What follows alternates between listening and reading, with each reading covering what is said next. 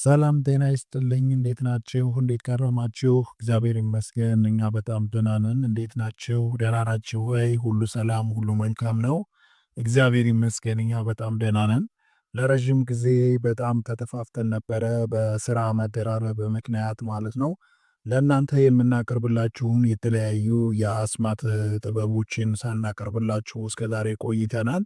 ከዚህ በኋላ እንግዲህ በጣም በጥሩ ሁኔታ ይህንን ነገር ወደ እናንተ እናደርስላችኋለን ማለት ነው። እናንተም የዩቲዩብ ቻናሉን ሰብስክራይብ በማድረግ እንዲሁም ደግሞ ለሌሎች ጓደኞቻችሁ ሼር በማድረግ እንድትተባበሩን እንጠይቃቸዋለን ማለት ነው። ለዛሬ ይዤላችሁ የመጣሁት ብዙዎቻችሁ ስለምትጠይቁኝ ስለ አይነ ጥላና ስለ መተት ማፍረሻ ወይም ደግሞ መፍቻ ነው ማለት ነው።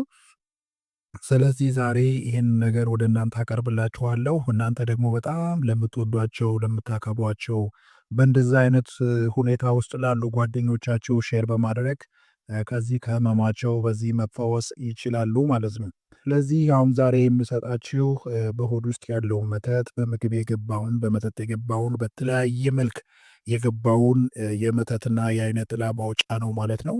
ይሄ በጣም ከባዱ ነገር ምንድነው? በሆዳችሁ ውስጥ ያለውን መርዘኛ ኃይል በማስታወክ ወይም ደግሞ በማቅለጥ እንዲወጣ ያደርገዋል ማለት ነው። ለዚህ ይህንን አስማት ወይም ደግሞ ይህንን ነገር ለመጠቀም የግዴታ የሚያስፈልግበት ይህንን ደግሞ ማድረግ ያለባችሁና እናንተ ገቢሩ ሊሆን የሚችልበት ሰዓትና ቀን አለው። ለሰዓቱ ከ11 ሰዓት እስከ 12 ሰዓት ተኩል ባለው ጊዜ ፀሐይ ሳትወጣ ቢሆን ይመረጣል ማለት ነው።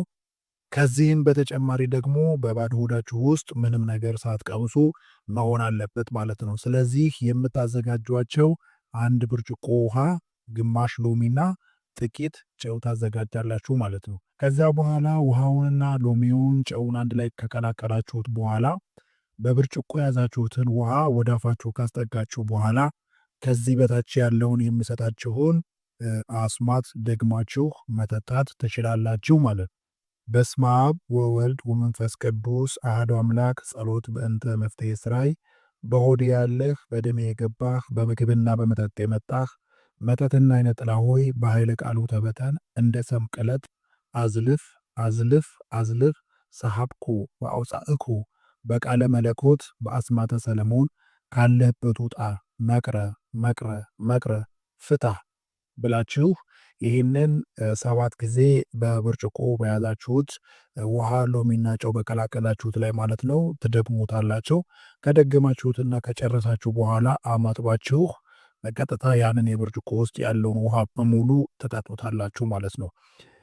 ነገር ግን አንዳንድ ጊዜ ደግሞ ሙሉ በሙሉ ከመጠጣታችሁ ደግሞ በተጨማሪ ደግሞ ወይም ደግሞ ከፈለጋችሁ ደግሞ የተወሰነ ካስቀራችሁ በኋላ ሆዳችሁ አካባቢ፣ እምብርታችሁ አካባቢ እንዲሁም ደግሞ ደረታችሁ አካባቢ እና ግንባራችሁ አካባቢ እብስ እብስ ታደርጉታላችሁ ማለት ነው። ከዚያ በኋላ በውስጣችሁ ያለ በመተት የገባው፣ በድግምት የገባው፣ በምግብ የገባው፣ በመጠጥ የገባው በሙሉ መተት ይፈራርሳል ማለት ነው። ይሄ በእርግጠኝነት የሚሰራ ነው። ተጠቀሙበት።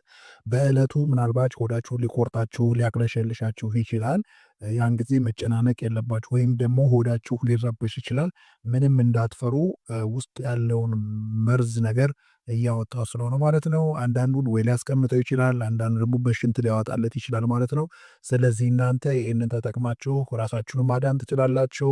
ሌሎች ወንድሞቻችሁንም እህቶቻችሁንም በእንደዚህ አይነት ስቃይ ውስጥ ያሉትን ጓደኞቻችሁንም መፈወስ ትችላላችሁ ማለት ነው። ስለዚህ በነፃ ተጠቀሙበት። ይህንን አለ 20 ሺና አለ 30 ሺህ ብር ማንም አይሰጣችሁም፣ እርግጠኛ ነኝ አሁን ላይ ማለት ነው። ስለዚህ እናንተ ይህም በነፃ ተጠቀሙበት። ዩቲዩብ ቻናሉን ሰብስክራይብ አድርጉ። ቤተሰብ ሁኑ። ሰላም